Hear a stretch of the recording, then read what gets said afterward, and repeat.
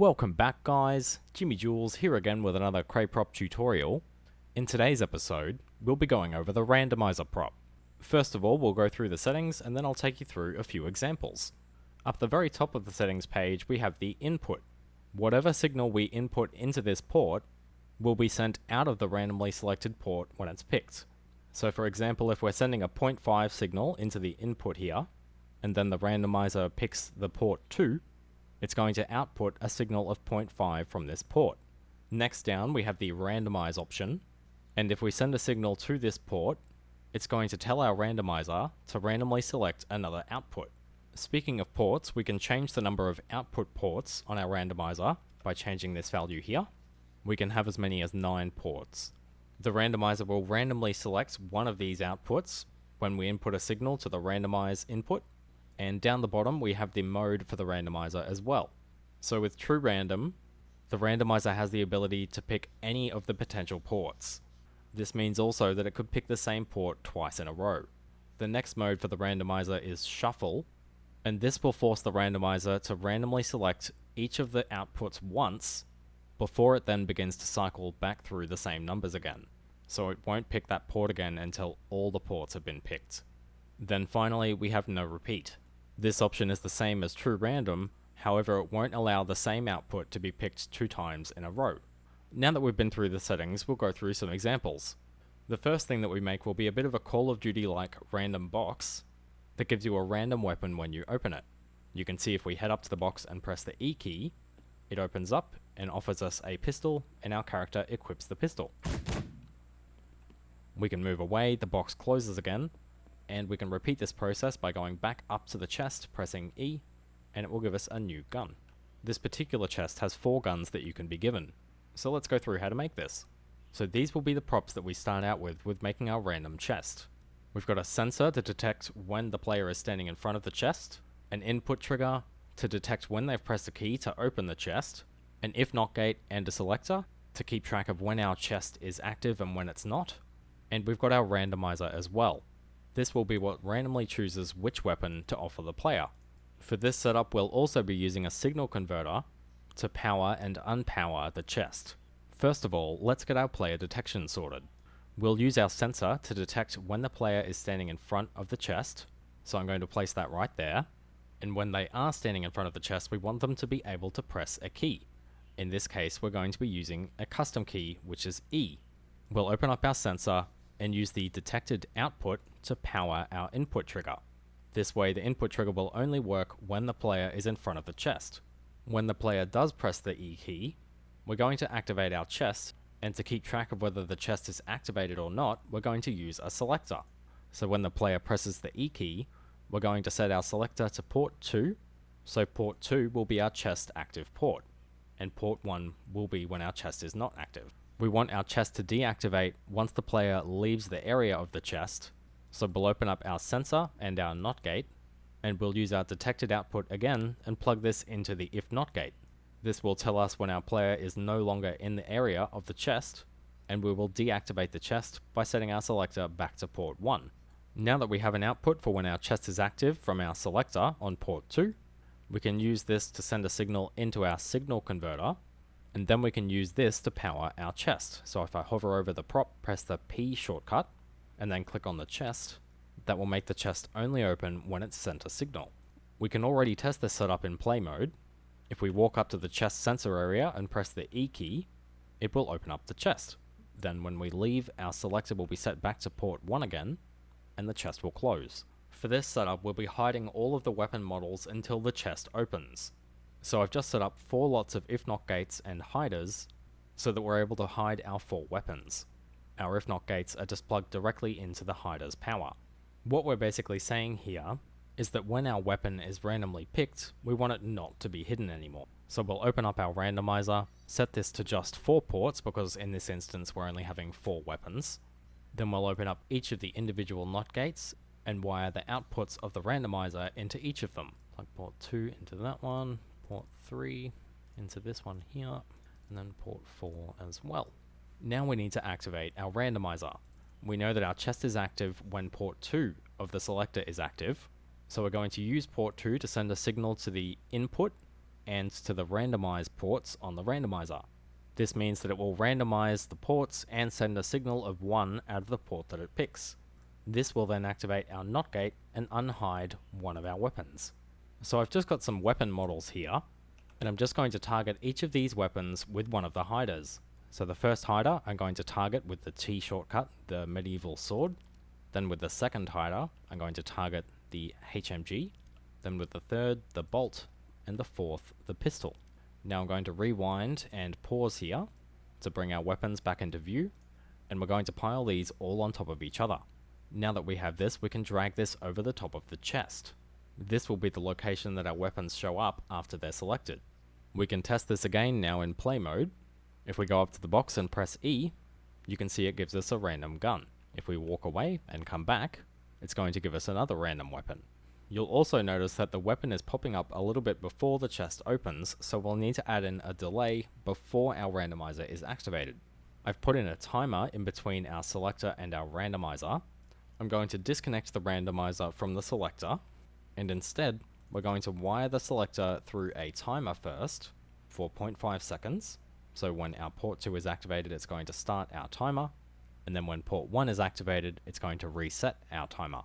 We're then going to use the timer finished signal output, and we're going to use this to power both our input and our randomized ports on the randomizer.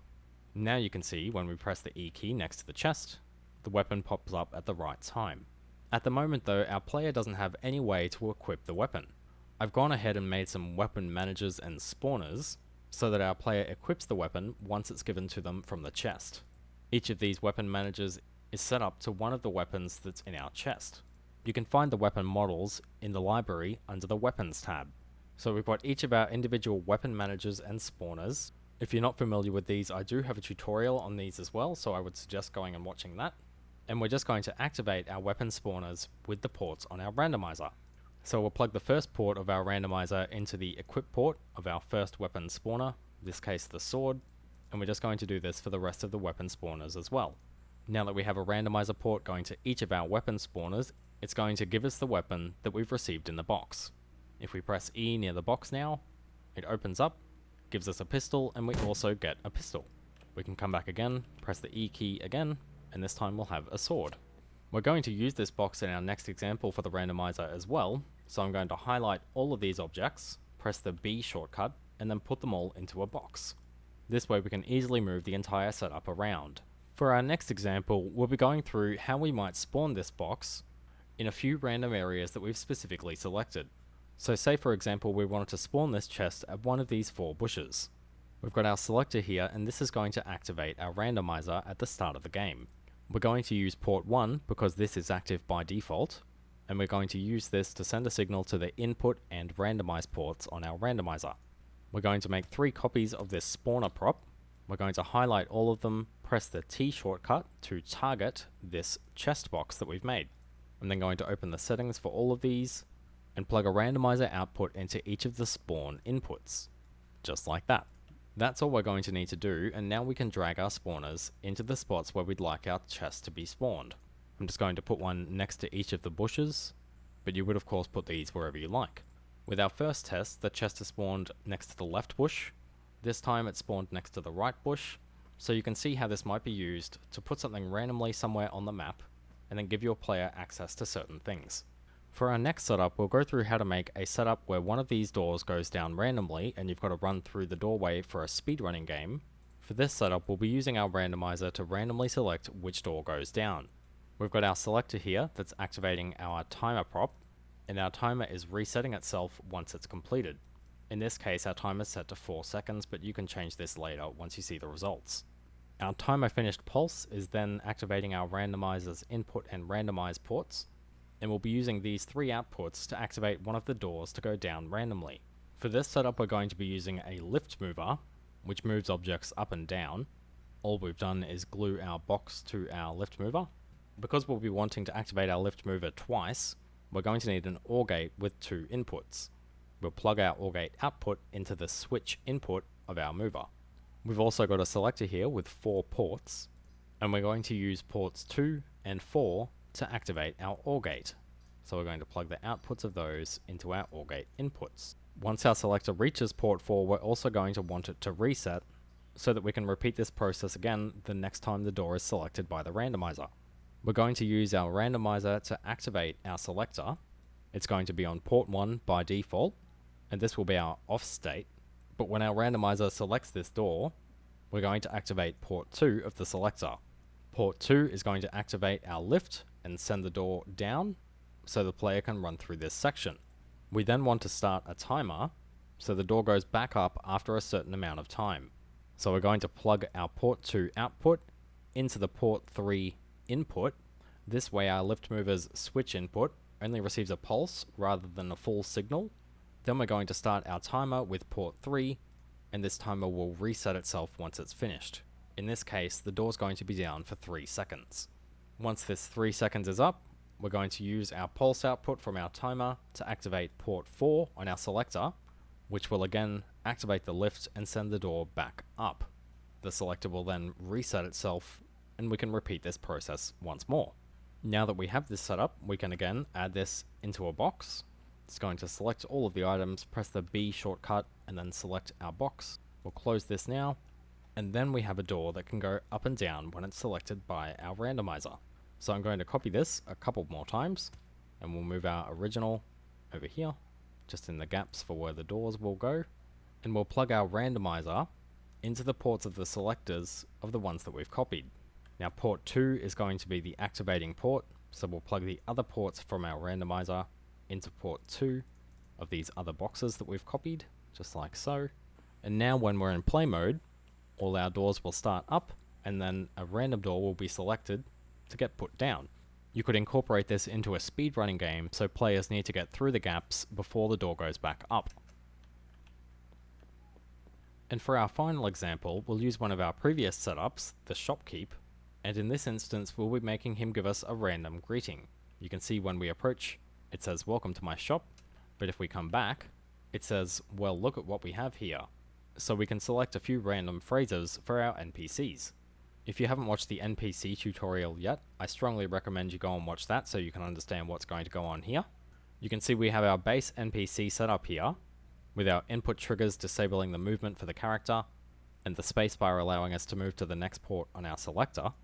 And in this instance, what we're doing is adding a few extra text lines so that the player gets some variation with how they're greeted from the shopkeeper. So we've got our randomizer here, and this is plugged into 3 separate text displayers. So it's going to randomly pick one of these text displayers when it's turned on. Each of these just contains a different greeting.